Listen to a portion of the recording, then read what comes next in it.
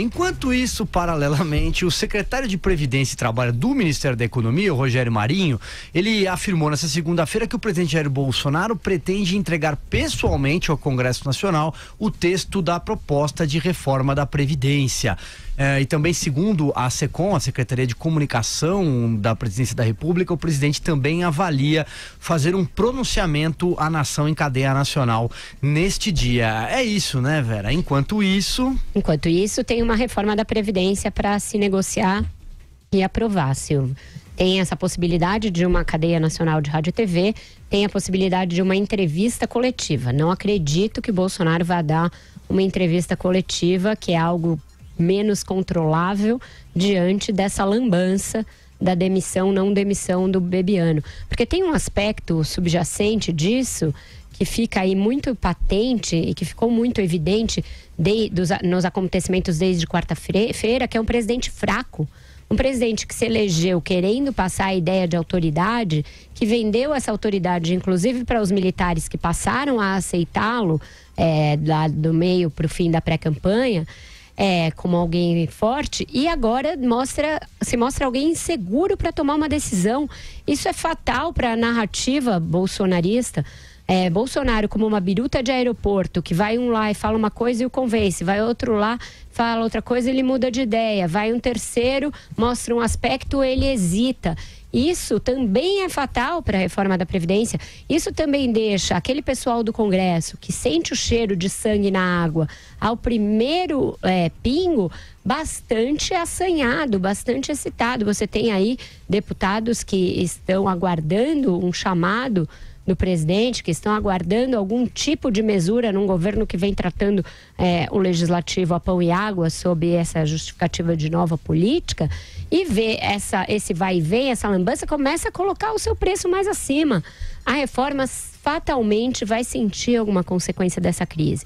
Ela pode ainda passar porque existe uma pressão muito grande dos agentes econômicos, do mercado financeiro, existe uma constatação mais ou menos homogênea na sociedade de que alguma reforma tem de ser feita, mas todas aquelas pautas corporativas, todas as dificuldades que seriam vendidas para que ela fosse aprovada, vão ganhando peso diante de um governo enfraquecido politicamente.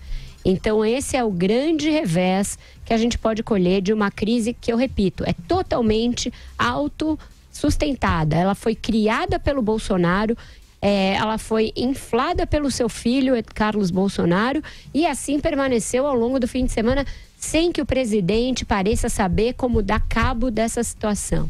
Então, podem esbravejar já contra a gente, podem dizer que quem gosta de fofoca e do pior do país é a imprensa. Mentira. Quem fez fofoca nesse caso foi a família presidencial. Quem criou a fofoca, quem criou a trama palaciana foi Jair Bolsonaro, foi seu filho Carlos Bolsonaro. A gente está aqui apenas à espera do desfecho dessa ópera bufa. A ópera bufa tem assinatura. O sobrenome é Bolsonaro. Vamos lá, Andreasa, sigo com você. Vamos lá. Eu reafirmo aqui minha crença na aprovação da reforma da Previdência. Menos por causa do governo, evidentemente, e mais pelo clima na sociedade. Há na sociedade brasileira, e há mesmo, uma compreensão, ainda que difusa, ainda que sem grande profundidade. A rigor, o projeto ainda não é conhecido, mas há uma compreensão generalizada que chega ao Congresso de que a reforma da Previdência, alguma reforma da Previdência, precisa ser feita. Então, eu acredito, estou otimista em relação à reforma da Previdência no primeiro semestre. O impacto dessa crise, no entanto, seria quase nenhum, mesmo sendo uma crise séria, pelo tempo de extensão, se o governo tivesse montado já um gabinete de articulação eficiente no Congresso.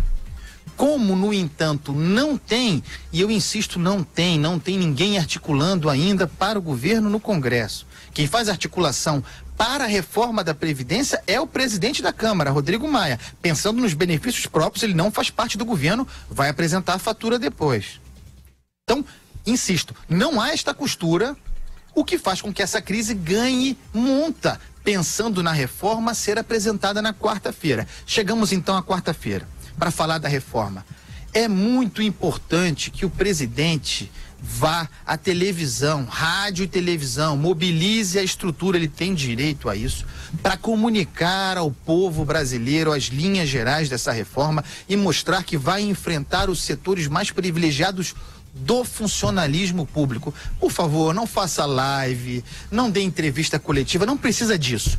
Vá à TV, à rede de TV e rádio e comunique com o povo brasileiro. Faça um pronunciamento anunciando essa importante medida e matando no peito. E mais, é muito importante, espero que aconteça, o presidente ir, ele mesmo, deputado federal por tantos anos, ir ele mesmo carregando o projeto de braço do braço para apresentar ao Congresso. É um grande gesto, é uma ótima ideia e espero que assim seja. Vamos lembrar o que temos falado aqui nesse programa. Dada essa circunstância de nulidade de operação política no Congresso para o governo, que o Bolsonaro, que o presidente teria de fazer a negociação política ele mesmo. Ir ao Congresso, apresentar a proposta, é a confissão de que assim será e de que isso é necessário. Que bom que o presidente entende, vai ter que mexer nisso em algum momento, que não tem articulação política e vai ter que operar ele mesmo. É uma ótima notícia, espero que se confirme. Joel, vamos amarrar esse bloco, vai.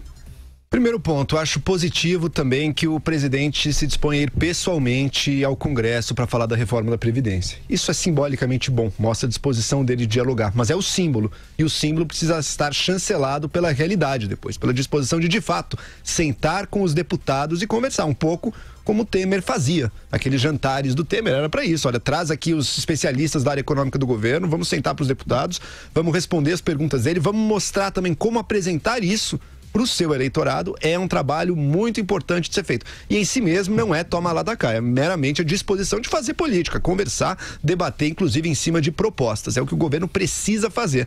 A Câmara dos Deputados tende a ver a reforma da Previdência como algo inevitável, algo que tem que ser feito, mas cada um ali tem uma ideia diferente.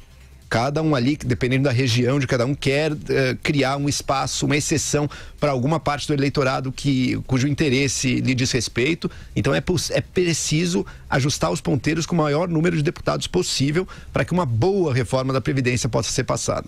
O projeto que está indo ser discutido, aí não temos os detalhes dele ainda, mas tudo indica que ele é bastante ambicioso, a começar pela idade mínima, essa que a gente sabe, 65 homens, 62 mulheres, então é um projeto que está realmente empurrando aí o ponteiro, está tentando fazer uma reforma que vai fazer uma diferença substancial nas contas públicas brasileiras e que vai corrigir injustiças do nosso sistema, injustiças privilegiando justamente aqueles que ganham mais, seja em geral do funcionalismo público, e prejudicando aqueles que ganham menos, que em geral estão no setor privado. Então é uma reforma necessária e justa. Agora, ao mesmo tempo em que se conversa com o Congresso, qual que é o outro lado da moeda? Conversar com a população, porque você facilita muito a aprovação de um projeto junto ao Congresso se o eleitorado já estiver mais favorável a ele, o deputado sentir que o eleitorado dele está entendendo a importância daquilo. Então, a comunicação com a população em geral também, e acho que o governo está correto, o governo está percebendo essa necessidade. Então, a comunicação junto à população, repisando em 2 pontos. Primeiro, a reforma é inevitável, ela é necessária, senão o Estado brasileiro quebra. Esse é o primeiro ponto. Segundo, a reforma da Previdência é justa. Ela vai corrigir distorções, corrigir privilégios, permitir um Brasil mais equitativo, com mais distribuição de renda, porque a estrutura previdenciária atual, além de muito ineficiente, ela dá para quem tem mais, ela dá mais para quem tem mais. E isso precisa ser corrigido. Então essas duas frentes vão ter que ser trabalhadas.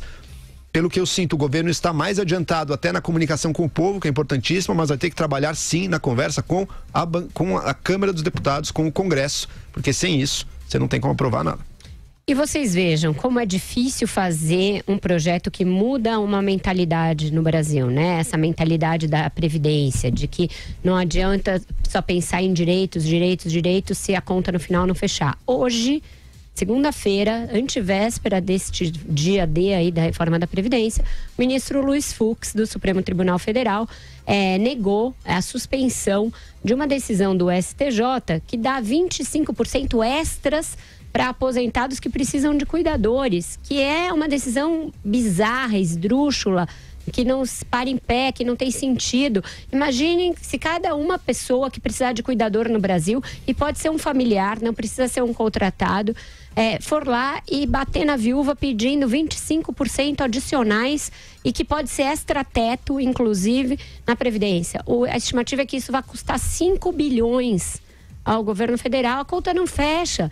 Se o Supremo continuar com essa mentalidade, se o STJ continuar com essa mentalidade, se as pessoas continuarem com essa mentalidade, aí não tem reforma da Previdência. Então é algo que precisa mudar culturalmente. Não é fácil, precisa de todo o engajamento e precisa de toda a coesão do governo e do Congresso. Nesse ritmo aí que estamos, nessa brigalhada, é mais difícil ainda.